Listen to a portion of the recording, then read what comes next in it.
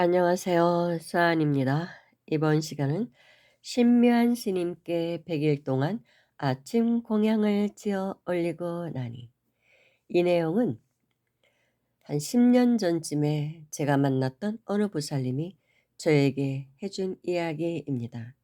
당신의 친구분이 직접 체험한 이야기라는 것이죠. 그래서 자신도 정말 믿기지 않는다. 이런 일이 있을까요? 이제 그러더라고요. 그래서 저도 들어보니까 정말 '그런 세계가 있을까?' 그런 의심이 드는 그런 내용이었습니다. 어떻게 보면 제가 요즘 최근에 지리산 초인들에 대한 방송을 2편을 했는데 그 내용과 연결되는 그런 내용이라고 볼 수 있습니다. 이 이야기에 등장하는 스님이 바로 그런 초인에 해당하는 그런 스님이라는 것입니다. 그래서 제가 오늘 이 이야기를 소개하려고 합니다. 그 보살님의 친구분의 남편 되시는 분은 명망 있는 변호사였다고 합니다. 그런데 젊은 나이에 암에 걸리게 됩니다. 그 암의 이름은 비암이었다고 합니다. 그러나 아직 자녀들이 어린데 남편을 떠나보내야 한다니 부인은 하늘이 무너지는 것 같았다고 합니다. 그래서 남편의 병이 낫게 하려고 사방을 찾아 헤맸다고 합니다.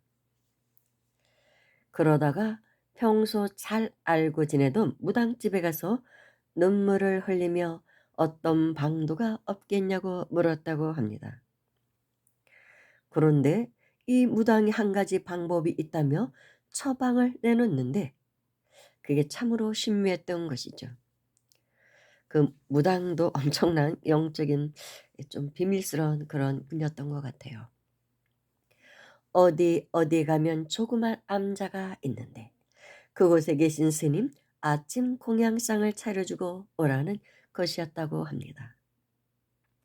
석 달 열흘 동안을, 즉 100일 동안, 그런데 절대로 그 스님 얼굴을 보려고는 하지 말며 아무도 보지 않는 새벽에 가라고 했답니다.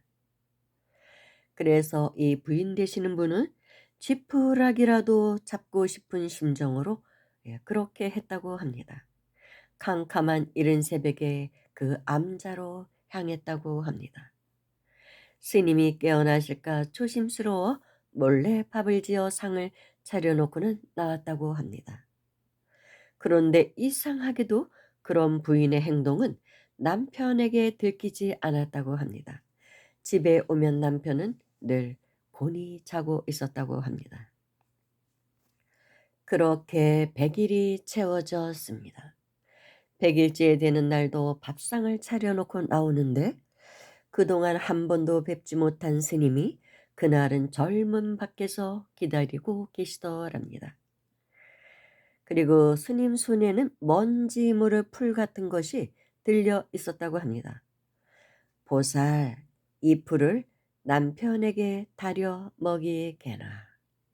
그래서 이 보살님은 그 풀을 다려서 남편에게 먹게끔 하니 먹은 즉시 남편의 코에서 엄청난 피고름이 쏟아져 나왔다고 합니다. 그리고 비암은 치유가 되었다고 합니다. 그래서 이 부인되는 보살님은 그 스님께 은혜를 갚으려고 암자를 당연히 찾아갔겠죠. 그런데 묘하게도 그 암자를 찾을 수가 없더래요.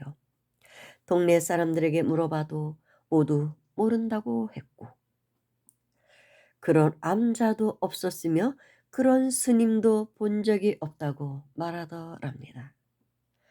뭐에 씌인 것만 같은 부인은 무당을 당연히 찾아갔겠죠. 그런데 그 무당이 하는 말이 아무 말 하지 말고 계세요.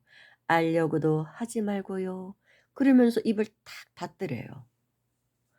참 묘하죠.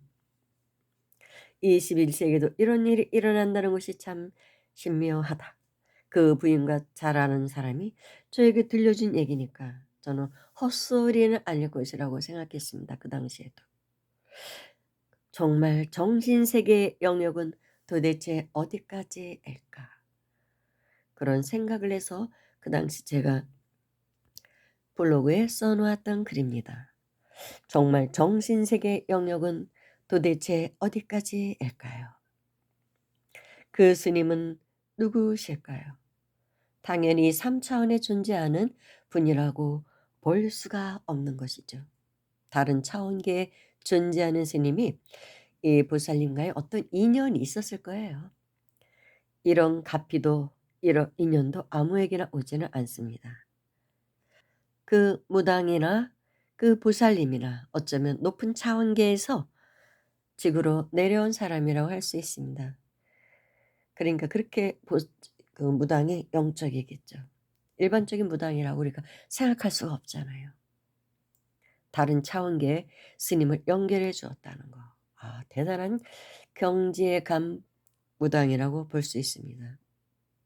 겉으로 볼 때는 그렇지 않아도 그런 게 있는 것이죠.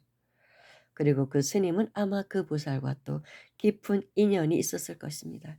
그러니까 그런 차원을 초월해서 그녀에게 100일 동안 공덕을 짓게 해 주고 그런 가피를 입게 해 주었겠죠. 그래서 이런 분들께 공양을 올리는 공덕은 어마어마하게 크다고 합니다. 수많은 생의 업이 녹아내릴 수 있는 그런 공덕인 것이죠. 근데 보통 사람은 뭐 짓고 싶어도 질 수도 없죠. 이런 인연이 오질 않으니까. 근데 캄캄한 그 새벽길을 어두운 길을 가서 그렇게 공양을 지어주고 왔다는 거.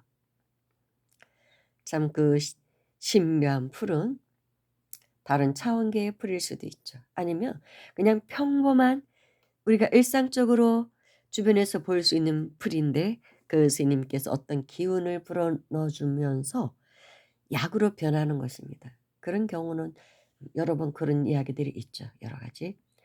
그냥 아무거나 풀 보고 "저 나뭇잎 뜯어다 삶아 먹어." 하는데 병이 낫는 사람이 있어요. 이미 그 스님의 치유의 능력이 거기에 들어가는 것이죠. 그리고 사실 이 지구상에는 이 우주에도 그렇고 모든 병을 치유할 수 있는 약이 다 있답니다. 이 우주법계는 병을 줄 때는 그거를 치유할 수 있는 약도 동시에 같이 준다고 합니다. 근데 우리가 그것을 찾지를 못하는 것이죠. 그 약을. 그거는 그만한 정성을 들이고 그만한 공덕을 들인 사람에게 그 약이 주어지는 것이죠. 산삼도 아무나 못 캐잖아요.